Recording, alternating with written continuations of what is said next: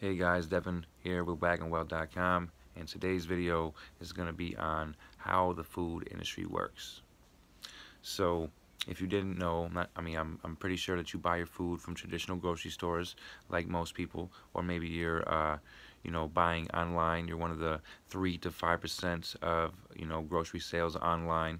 Hopefully to take the market, because it's definitely a more sustainable way to sell food and buy your food. So maybe you do get meal kits in the mail. Maybe you do have a order delivery service from a local or regional supplier distributor.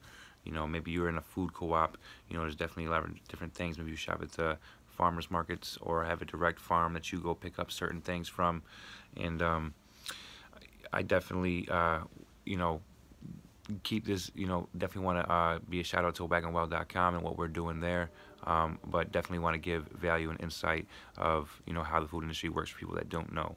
So, of course, all the food comes from farms, and it really depends on who the farm is selling to, because that's the biggest issue with farms is they don't have, I can't say they don't have a market, but they're actually forced to sell their food over all their products, all their supplies through a wholesale market, and which drives their prices down, and it really makes it very competitive, so the small guys can't really compete when it comes to the big guys when it comes to price. So this is how the big guys beat the small guys in their local areas, and the reason why we want to help change that, and the reason I feel like we can definitely do to help change that is to do with the market.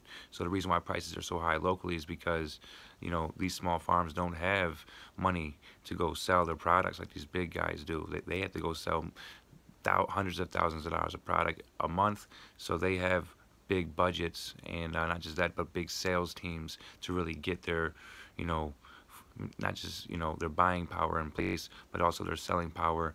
They definitely know how to manipulate the market, and I think the way we can help farmers best. I don't know why my screen's going dark. Hopefully it's not going that way for the video. Hopefully this helps a little bit here.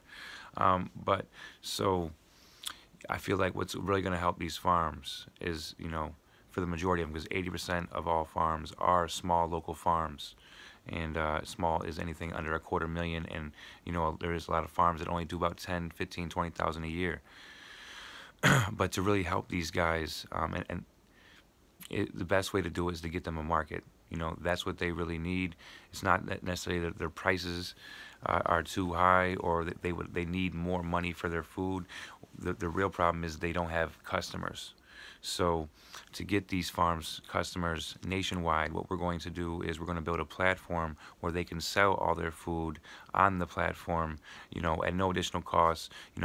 We probably will take a little small percentage on the order, but we're also going to be helping more with delivery, and actually helping these farms not just get the sale to their customer, but also get their product distributed to their customer. That's another big problem that these small farms really have.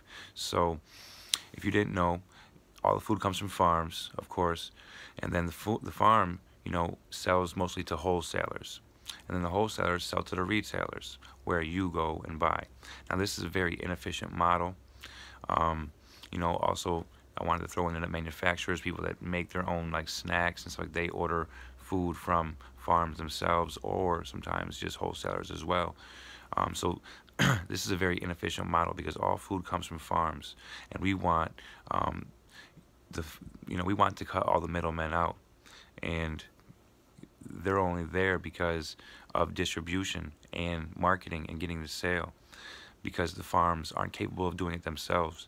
So it's time that we build a platform that we can actually have customers want to come onto and get competitive prices from local and regional farmers, getting buying sustainable food, that so that way you can tell the market that we don't want to buy this inefficient, cheaper food from thousands of miles away from these big corporations. We want to actually buy from our local market, and actually contribute to our economy and do what's good for our local area, and not just that, but also for the environment.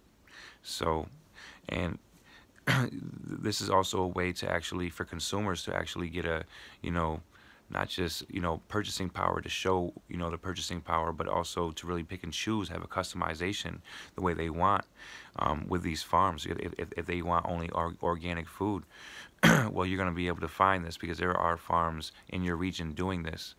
And not just that, if you want conventional, you don't care about that, there's farms that do that too, you know, organic meat or, you know, more conventional grain-fed, stuff like that.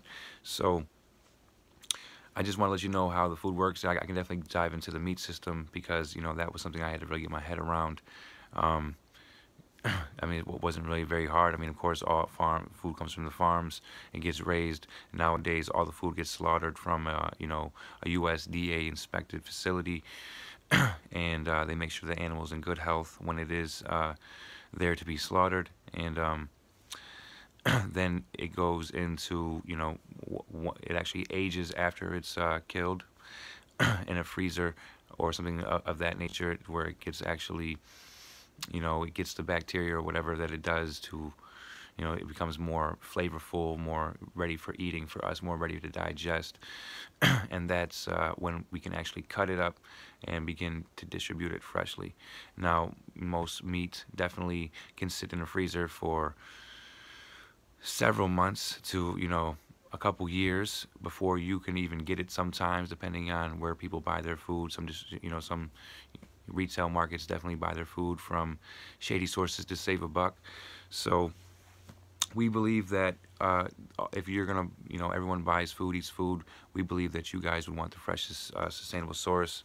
And I don't want to keep this video for too long, so I don't know why my light changed up on me. Hopefully it's better in the video.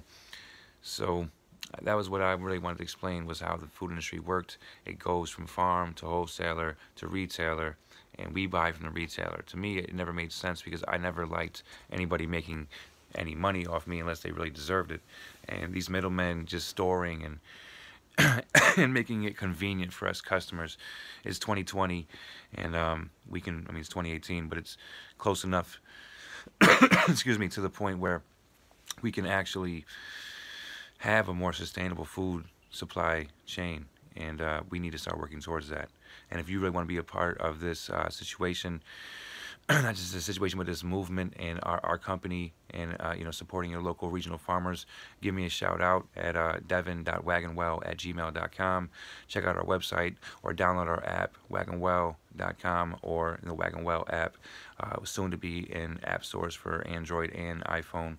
So part of my monotone voice as well, I've been a little under the weather, switching to this cold weather up here in New York. So yeah, I'll be doing videos every day for the next month. I'm a part of this 30-day video challenge, so that's a part of the reason why I'm doing this. But I want to make it so you know, what I'm making is going to be some value. So you know, I did explain a little bit about, you know, the general from wholesale to retail. I explained how the meat, you know, comes from, you know, meat cutting processing plants. So that's basically the gist. I can get into importing as well. You know, a lot of our food comes from Mexico. We're actually having some deals with all the tariffs now changing with, you know, in our country. Our governor here in New York, Cuomo, has been, you know, arguing to help out by getting right here to our neighbor in North Canada, selling, you know, dairy right from here in New York, because a lot of our farmers, you know, export a lot of our their food, and these tariffs have definitely put a damper on some of the farms, especially the bigger farms. And so I know a little bit about the importing as well, and you know, some foods definitely don't come locally or domestically, so I'm not sure how we're going to work on getting those foods for you sustainably, but that's what we want to do. We want to help improve the food industry the most sustainably way. We want to help cut back on food waste. We want to help cut back on food travel, and we want to help farmers actually get a bigger share on the retail price by connecting them to you, the customer, directly. So if there's something you can get behind, and this is something that, you know, something that you may know some people that want to get behind, or you know some farms, please let them know about this. Wagonwell.com, devin.wagonwell@gmail.com. Our social medias will be fully up. You can hit us on Twitter, our Instagram, so keep a lookout for us. You guys enjoy the rest of your weekend, and I'll see you guys tomorrow.